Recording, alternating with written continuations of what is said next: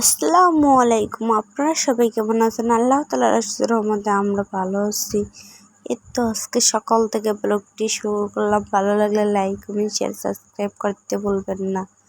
আমার ছেলে পাকা আম খাইতেছিল গাছ থেকে। আজকে একটা পাকা আম পড়ছিল, সেটা খাইতেছিল।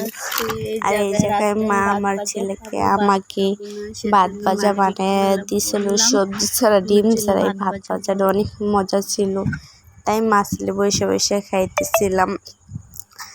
আমার ছোট ভাই আবার একটা লাইট বানাইছে, বিদ্যুতের লাইটটা ধরেছে। আমার ছেলে নিয়ে অনেক মজা করতেছিল, খেলা করতেছিল। 2 কালারের, হলুদ কালার আর নীল কালার ছিল লাইটটা।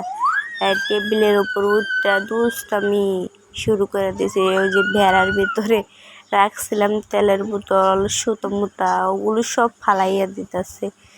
তো তেহারি রান্না করছিলাম গরুর মাংস। পরে ছেলে তো খাইবে না, ভাত ভাজা কি করা যায়, ছেলের জন্য তেহারি বানাইছি। এই তো মাংস কিন্তু আছে, দেখা যাচ্ছে না, ক্যামেরার একটু সমস্যা হইতেছে। এই তো আমার ছেলেও খাইতেছিল। বাবা এই যে মাংস, এই যে তোমার মাংস দিয়েছি, তুমি কি খাইতেছো তেহারি? ছেলেকে খাওয়ানোর পর রাস্তায় আসলাম, বাতাসে বসে আছে তো খালের পার। আর মা দুপুরে রান্না করছিল দুমদুল দিয়ে, ছোট মাছের চচ্চড়ি আছে, ভেন্ডি ভাজি, মরিচের ভর্তা, পাট শাক, আর এই জায়গায় আলু সেদ্ধ আছে। আজকে তো রান্না হয়েছে চিংড়ি মাছ দিয়ে, দুমদুল দিয়ে, ছোট মাছের চচ্চড়ি। আর এই জায়গায় ভেন্ডি ভাজি আছে, মরিচের ভর্তা, আলু সেদ্ধ, পাট শাক।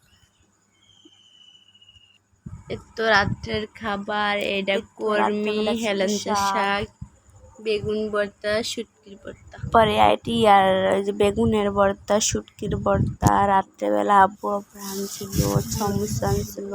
আমার ছোট ভাই খেয়ে ফেলছে, আমার খাইতেছে।